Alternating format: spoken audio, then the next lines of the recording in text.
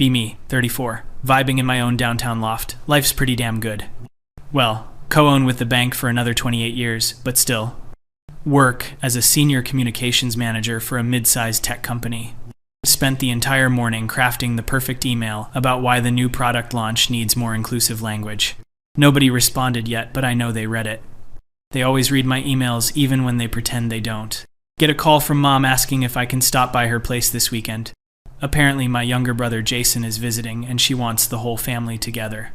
Jason is 31 and still single, which honestly doesn't surprise me at all. Last time I saw him, he was going on about his job as some kind of engineer and I kind of tuned out. Men love to talk about their jobs, like anyone actually cares about circuit boards or whatever.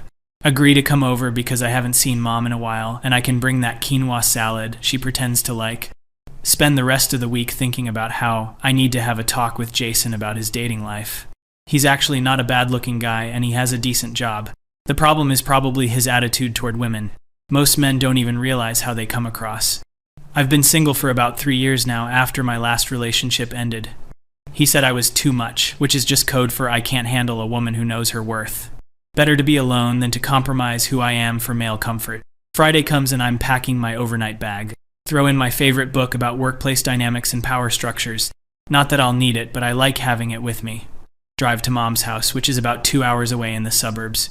Pass by all these cookie-cutter houses with their perfect lawns and SUVs.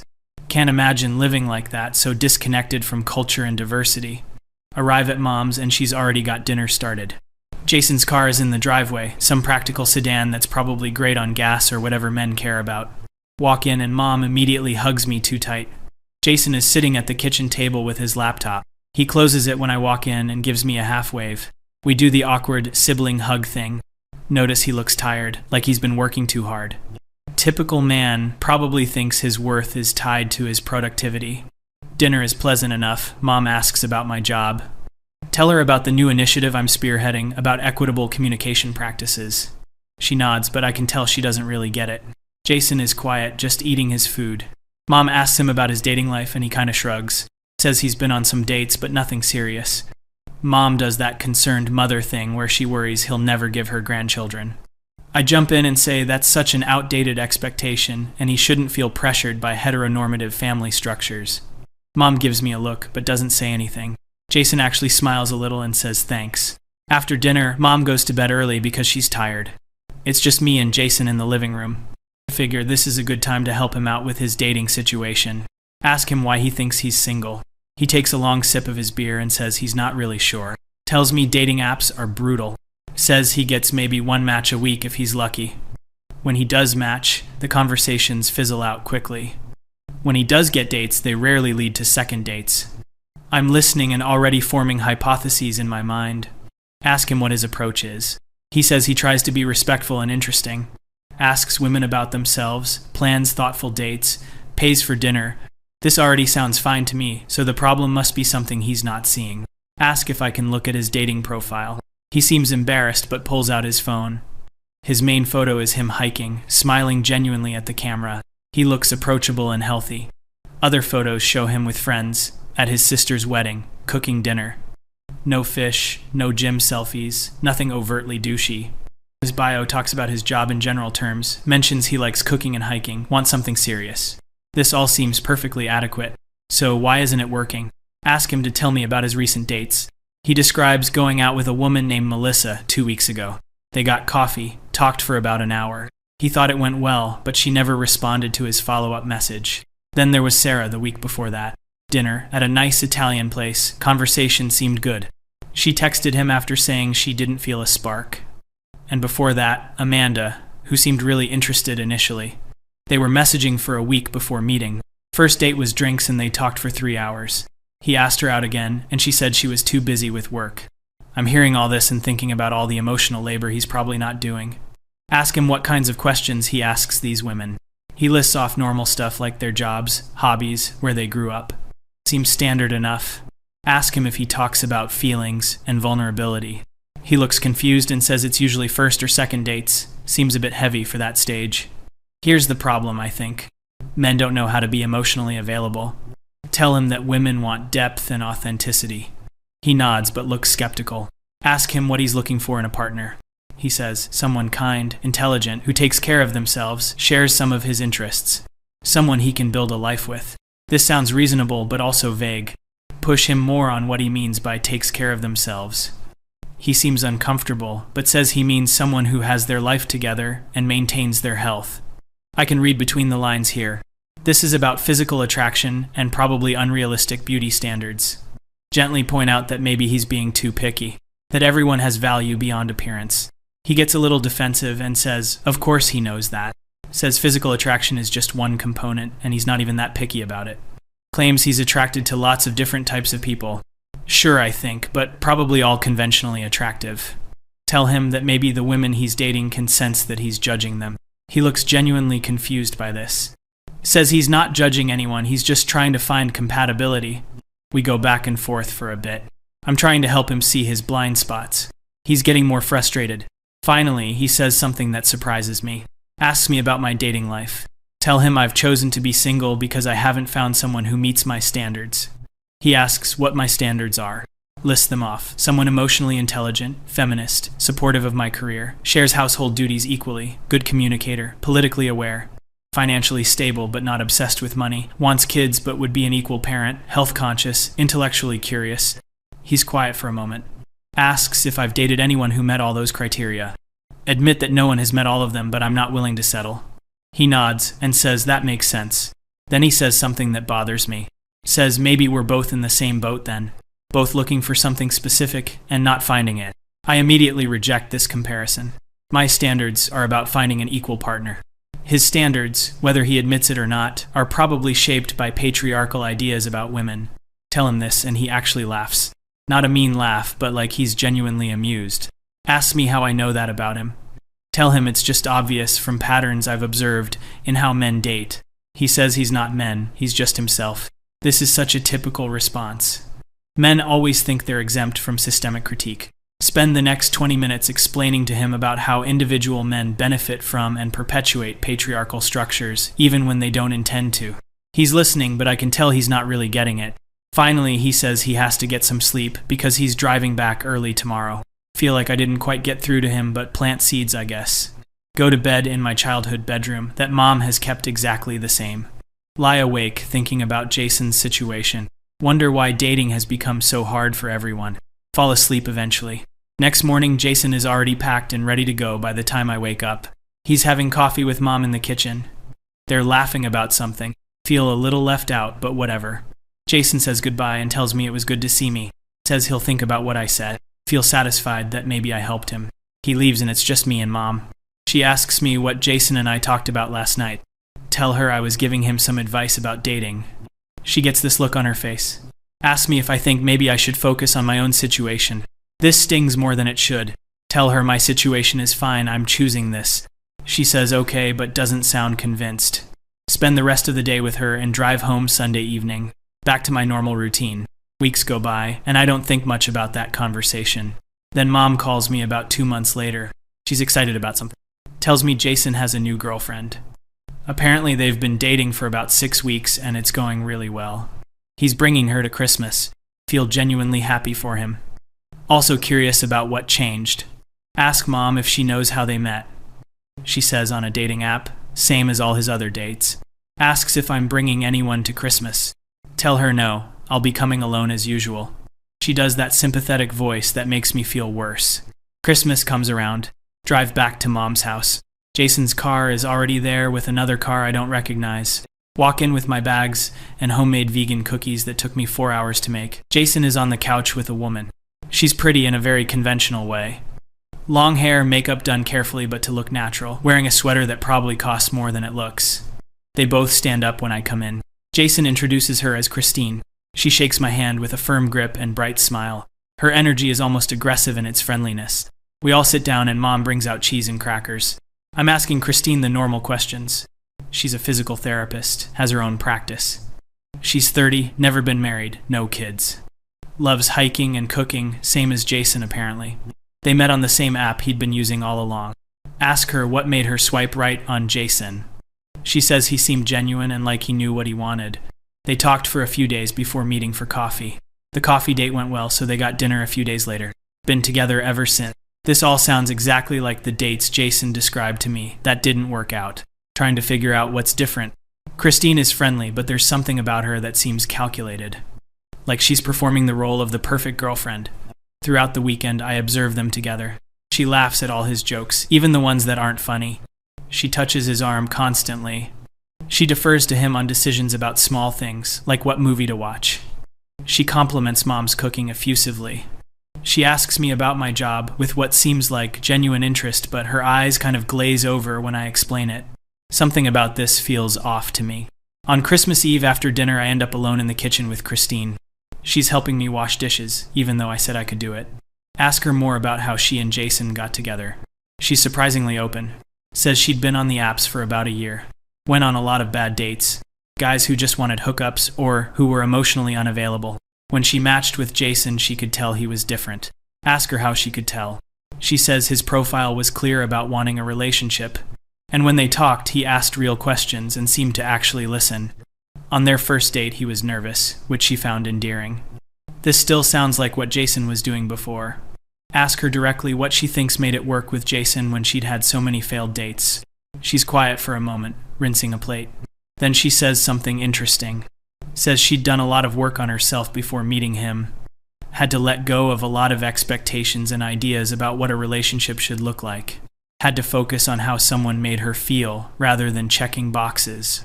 This sounds like self-help book nonsense to me, but I'm curious, so I ask what she means.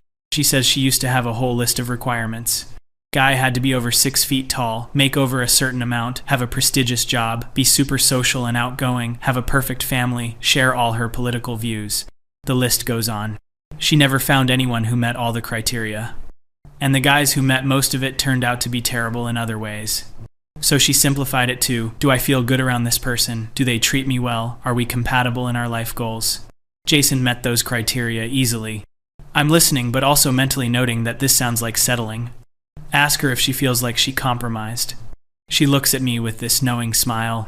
Says no, she feels like she got realistic. Says the difference between compromise and realistic is that compromise feels like losing something. Realistic feels like gaining clarity. This seems like semantic games to me. But she seems happy, so who am I to judge? We finish the dishes and rejoin everyone. The rest of Christmas is fine.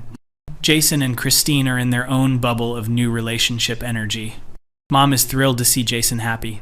I feel like an observer to all of it. Drive home the day after Christmas. Can't stop thinking about what Christine said, about being realistic versus compromising. Whether there's actually a difference. Back at work in January, I'm in a meeting about the new diversity initiative. I've put together a comprehensive proposal.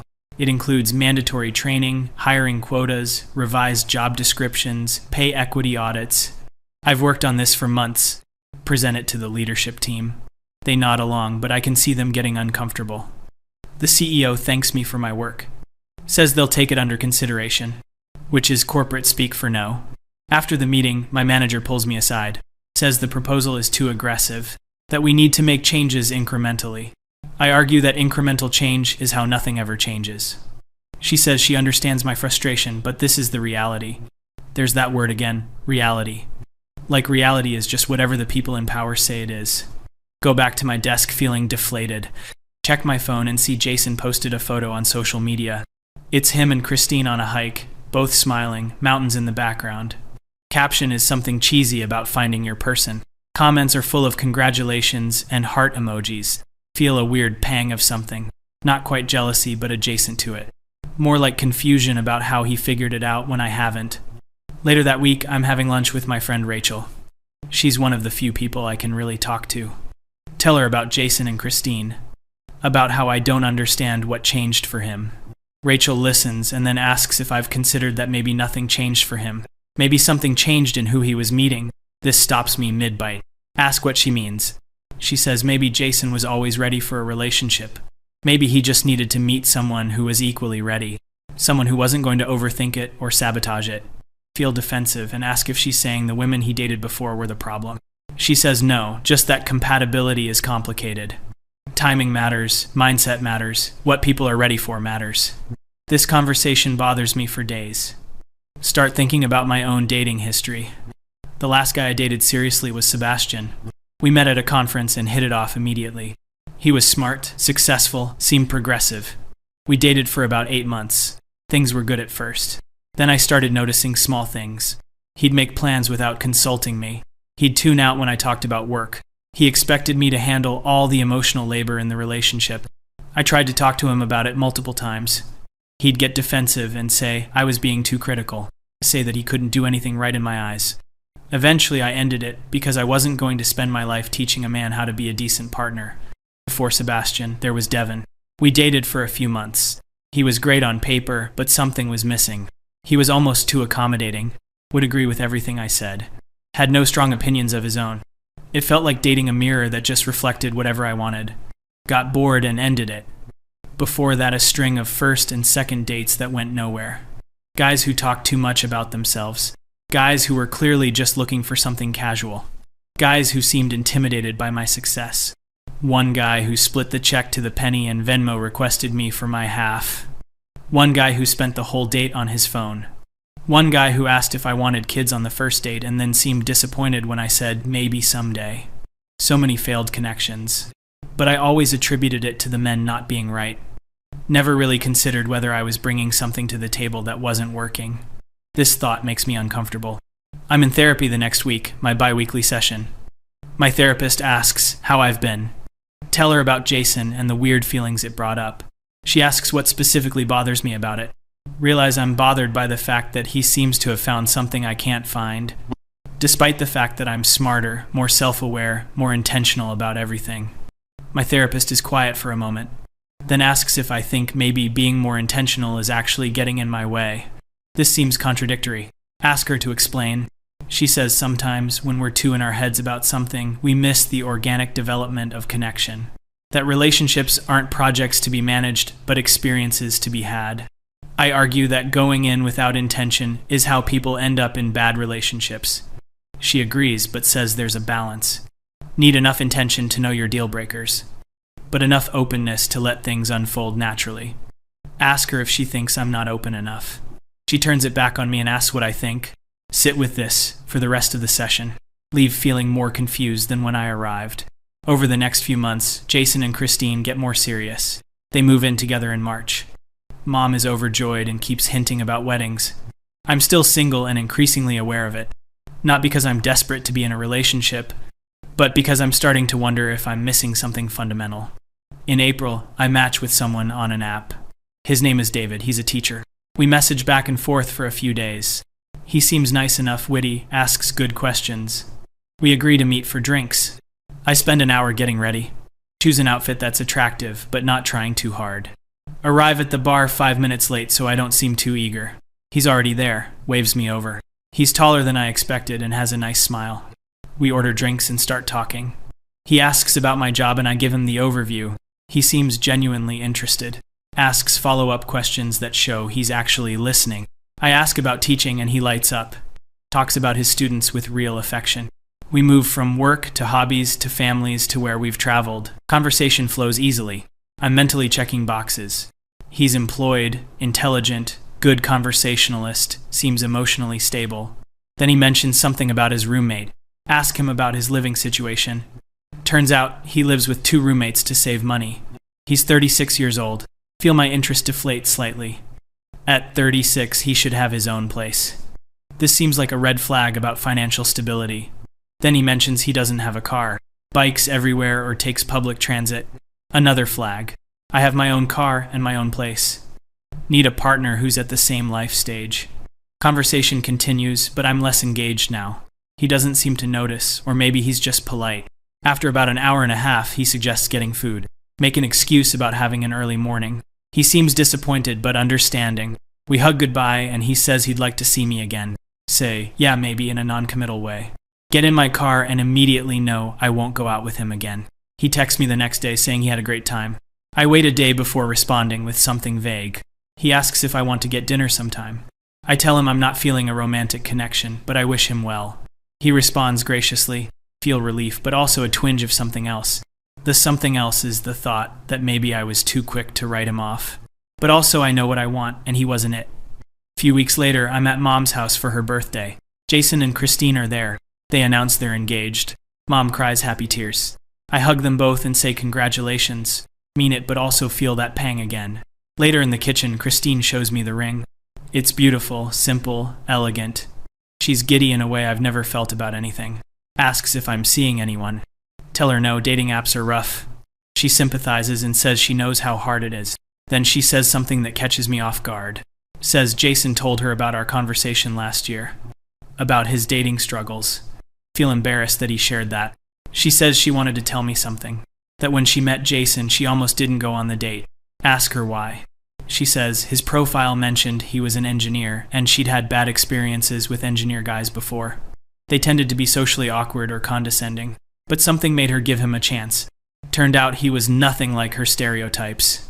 She says she's glad she didn't let her assumptions get in the way. This feels pointed and I don't like it. Ask her what she means by that. She backpedals a little and says just that. It's easy to write people off for the wrong reasons. We're interrupted by Jason calling her back to the living room.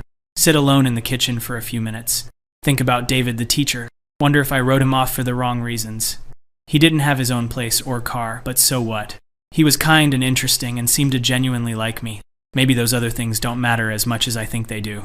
But also I can't just ignore what I need in a partner. Financial stability matters. Being at the same life stage matters. These aren't superficial requirements. Feel frustrated with myself for even questioning my judgment. Rejoin the family and try to be present. Drive home that night replaying everything in my head. Over the summer I go on a few more dates. None of them go anywhere. There's always something that's not quite right. One guy is perfect on paper, but we have no chemistry.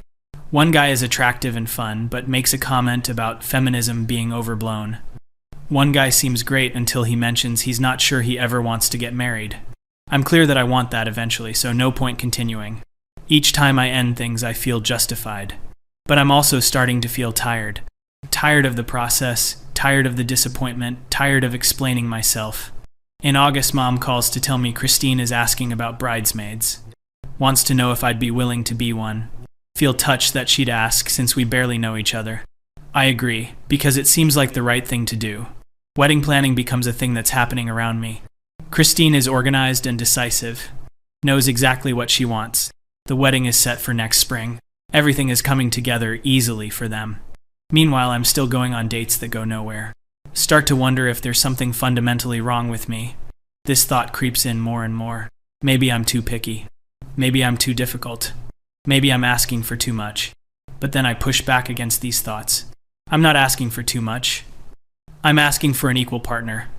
That should be the baseline, not some impossible standard. By fall, I'm feeling burnt out on dating.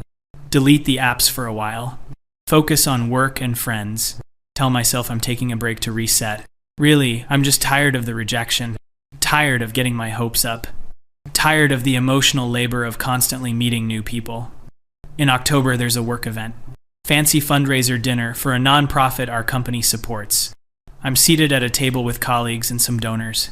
One of the donors is a man named Andrew. He's probably mid-40s, silver hair, expensive suit, successful real estate developer. We end up talking during dinner. He's charming and attentive. Asks about my work with genuine curiosity. Tells me about his business. Mentions he's divorced, no kids. At the end of the night, he asks for my number.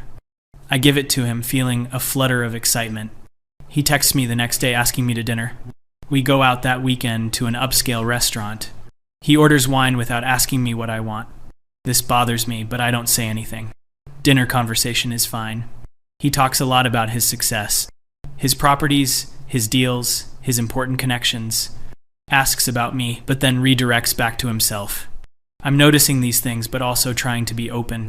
Maybe he's just nervous and overcompensating. He pays for dinner, which is nice. Walks me to my car and kisses me goodnight. It's a good kiss. We start seeing each other regularly. He takes me to nice places. Always pays, always plans everything. I should feel romanced, but instead I feel like a passenger. Bring this up to him after about a month. Say I'd like to be more involved in planning our dates. He seems confused and says he's just trying to treat me well. Tell him I appreciate it, but I also want equal input. He says, of course, and that I should plan the next date. Feel satisfied that we communicated. Plan a date to this art exhibit I've been wanting to see. Then dinner at a place that has great vegetarian options. When I tell him the plan, he seems less enthusiastic. Says art isn't really his thing, but he'll go. The night of the date, he shows up 15 minutes late. Rushes through the exhibit, clearly bored. At dinner, he makes a comment about how we could have just gotten steak somewhere. I'm annoyed, but try to hide it. This continues for another month. We're in a relationship, I guess. But it doesn't feel like partnership. Feels like we're just going through motions. He never asks deep questions. Never seems interested in my thoughts on anything substantial. Wants to be physically intimate, but emotionally distant. I bring this up, and he says I'm overthinking things. Says we're good together and I should just enjoy it. This makes me feel crazy. Like my needs are unreasonable. Talk to Rachel about it. She asks me why I'm still seeing him. Realize I don't have a good answer. Maybe because he's available and interested. Maybe because I'm tired of being alone. Maybe because I thought I should give it a real chance. But I'm not happy. End things with Andrew after about 3 months. He seems more relieved than upset. Probably wasn't getting what he wanted either. Back to being single. Back to feeling like I'm the only one who can't figure this out. Christmas comes around again. Jason and Christine are disgustingly happy. They're planning the wedding for April. Talk about their future with such certainty. House, kids, growing old together. They make it sound simple. I'm sitting there wondering what they know that I don't. After dinner, I end up talking to Jason alone. Ask him directly what changed between last year when he was struggling and now. He thinks for a long moment. Says honestly nothing changed with him. He was the same person on the dates that didn't work out. Christine was just ready for the same thing at the same time. Ask him how he knew she was different. He says he didn't at first. She was just another date. But she was easy to be around. She didn't play games or test him. She was clear about what she wanted. She appreciated his efforts instead of criticizing them. This last part feels pointed. Ask him if he's saying the women he dated before were critical. He says not all of them, but some. Says some women seem to be looking for reasons it wouldn't work, instead of reasons it would. Feel defensive and ask if he's talking about me. He looks uncomfortable but says maybe a little. Says when we talked last year, I seemed more focused on what was wrong with his approach than what was right about it. This hits differently than I expect. Ask him what he means. He says I was looking for problems to fix, trying to explain his struggles through the lens of what he must be doing wrong, when really he wasn't doing anything wrong, just hadn't met the right person yet. Sit with this. Ask if he thinks I'm too critical. He's quiet and then says he thinks I have very high standards, which isn't bad, but maybe sometimes I'm judging situations before giving them a chance to develop. Feel hurt but also curious. Ask for an example. He mentions that guy I told him about, David, the teacher.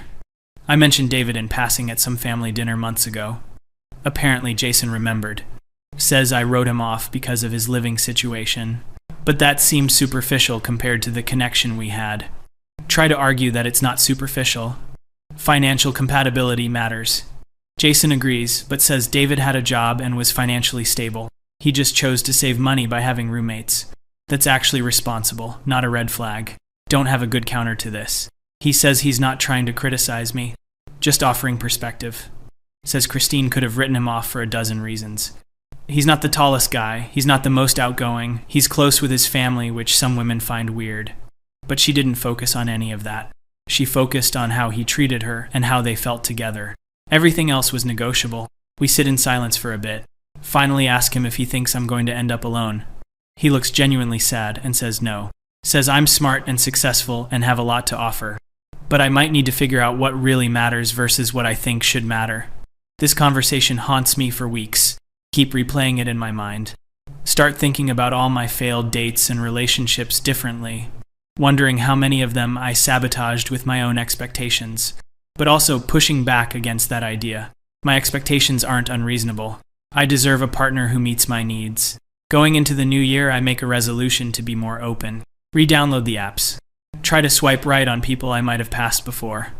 Match with a few guys. Go on some dates. Still nothing clicks. But I'm trying to be less critical. Trying to focus on the positive. One guy is 15 minutes late and I don't write him off immediately. Turns out traffic was bad and he's actually very punctual normally. We have a nice enough time, but no spark. Another guy lives with his parents while saving for a house. I go on a second date instead of ending it after the first. He's sweet, but we have nothing in common. End it after the third date. I'm trying, but it's still not working. Start to feel hopeless again. Maybe the problem really is me. Not my standards, but something else. Something fundamental about my ability to connect. In February, I have a session with my therapist where I break down. Tell her I don't understand why this is so hard. Why everyone else seems to figure it out except me. She asks if I really think everyone else has it figured out. Point out that Jason did. He was struggling, and then he wasn't. She asks what I think made the difference for him. Repeat what he said about meeting someone who is ready. She asks if I think I'm ready. Immediately say yes. She sits with that, and then asks what being ready means to me. Realize I don't actually know. Thought it meant knowing what I want. Having my life together. Being emotionally available. She says those things are all important. But being ready also means being willing to be vulnerable. Being willing to let someone in. Being willing to accept someone as they are rather than as I want them to be. This makes me uncomfortable. Ask if she's saying I need to lower my standards. She says no. Says there's a difference between standards and rigidity. Standards are about core values and needs. Rigidity is about controlling outcomes. Asks if I can tell the difference in my own dating life. I have to admit I'm not sure. She gives me homework to think about my actual deal breakers. Not preferences, but true deal breakers. Things I absolutely cannot accept in a partner. Spend the next week thinking about this. Make a list. True deal breakers. Someone who doesn't respect me. Someone who is abusive or controlling. Someone who doesn't want commitment. Someone with addiction issues. Someone who doesn't want kids when I do, or vice versa. The list is shorter than I expected. Then make another list of preferences. Things I want but could potentially be flexible on. This list is much longer. Includes things like, has their own place, makes above a certain income, is over a certain height, shares all my political views, has a prestigious job, is extremely social, has a specific body type. Looking at these two lists side by side is revealing. Most of the reasons I've ended things with people are from the preference list, not the deal breaker list. This is uncomfortable to realize. Bring it to my next therapy session. My therapist asks how it feels to see this. Say it makes me feel like I've been getting in my own way. But also defensive because preferences matter too. She agrees they do, but asks if I'm willing to hold preferences loosely. To let someone surprise me, to discover what actually matters in practice versus in theory. Say I'll try. The wedding is in April. It's beautiful and simple. Christine looks radiant. Jason looks happier than I've ever seen him. They exchange vows they wrote themselves. Promise to choose each other every day. To build a life based on respect and partnership. I'm crying and not entirely sure why. At the reception, I'm seated with some of Christine's friends. They're all nice and friendly. One of them asks if I'm seeing anyone. Say no and expect the usual pity. But she just nods and says the right person will come along. Asks what I like to do for fun. We end up having a great conversation about books. She recommends some titles I've never heard of. Feel lighter than I have in months. Later in the night, I'm at the bar getting a drink. A man approaches and introduces himself as Christine's cousin. His name is Marcus. We start talking. He's funny and easy to talk to. Has his own business doing something with graphic design. Asks about my job and seems genuinely interested. We talk for probably an hour. He asks for my number. I give it to him.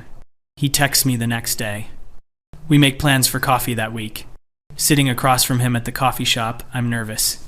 Trying not to analyze everything. Trying to just be present.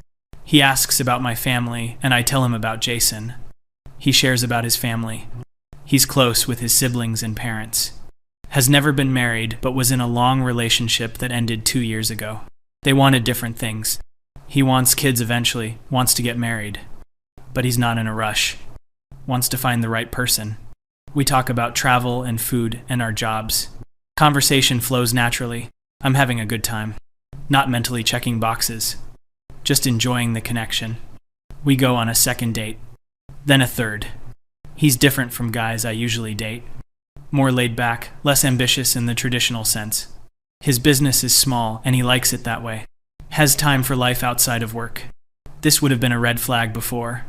Now I'm trying to see it as just a different approach. We've been seeing each other for about a month when he invites me to his place. He lives in a small house that he owns. It's modest but well maintained. He cooks me dinner. We talk and laugh. He asks me what I'm looking for in a relationship. Take a deep breath and try to be honest. Say I want partnership and respect and someone who communicates. Someone who wants to build a life together. He nods and says that sounds good to him. Asks if I think we could have that together. This is moving fast but also feels right. Say I think maybe we could. We keep seeing each other. Things are good. Not perfect, but good. He has quirks that annoy me sometimes. He's messy and sometimes flaky about plans, but he's kind and thoughtful. He listens when I talk. He makes me laugh. He's interested in my work even when he doesn't totally understand it. We have disagreements sometimes. He's not as politically engaged as I'd like. Doesn't always understand why I'm upset about workplace dynamics or social issues. But he tries to understand. Asks questions instead of dismissing me. This is new for me. Being with someone who isn't perfect but is trying. One night about 3 months in, we're having dinner. I mentioned something about my job. A frustrating meeting where my ideas were dismissed. Expect him to sympathize. Instead, he asks if maybe I came on too strong. Feel immediately defensive. Ask what he means. He says, sometimes when I'm passionate about something, I can be pretty intense, which is great, but can also be overwhelming for people. I'm hurt and angry. Tell him he sounds like every man who's ever told me I'm too much. He looks surprised and says that's not what he meant. Says my intensity is one of the things he likes about me. But I asked him why he thought the meeting went badly, and he was being honest. We sit in tense silence. Finally, I ask if he thinks I'm too intense. He says sometimes yes, but not in a bad way. In a way that shows I care deeply about things. Says the question is whether I want people to hear me or just want to be right. This stops me. Ask what the difference is. He says if I want people to hear me, I might need to adjust my delivery. Meet them where they are. If I just want to be right, then keep doing what I'm doing. But don't be surprised when it doesn't work. This is hard to hear. But it's also honest in a way no one has been with me before. Sit with it for a few days. Realize he might have a point. Start to notice my own patterns. How I come into conversations with conclusions already formed. How I don't leave much room for other perspectives. How I can be dismissive of views I don't agree with. This is a hard thing to see about myself, but also clarifying. Marcus and I keep dating. It's not always easy. We challenge each other. But we're building something. 6 months in, I'm visiting Mom. Jason and Christine are there. They just found out they're pregnant. Everyone is overjoyed. Later, Jason asks how things are going with Marcus. Tell him they're good. Say, I think I'm starting to understand what he meant last year. About focusing on what's right instead of what's wrong. He smiles and says he's glad. Asks what changed. Tell him I'm not entirely sure. Maybe I just met someone I was willing to be challenged by. Someone who made it worth examining my own stuff. Jason says that's what Christine did for him too. Made him want to be better. Not because he wasn't good enough, but because he wanted to show up fully. We sit there in comfortable silence. Feel something shift in me. A letting go of the need to be right all the time. A acceptance that maybe I don't have it all figured out. Maybe nobody does. We're all just trying our best with the information we have. Later that night, I call Marcus. Tell him I love him for the first time. He says it back. Says he's been waiting to hear me say it. We talk about the future. It's scary and uncertain, but it's also exciting. He's not perfect. I'm not perfect. But we're choosing each other anyway. Choosing to build something together. Lying in bed that night, I think about all the years I spent certain I knew exactly what I needed. How that certainty kept me isolated. Kept me from real connection. I still have my values and my standards, but I'm holding them differently now. Less like a checklist and more like a compass, pointing me toward what matters, but leaving room for the journey to unfold. Jason was right.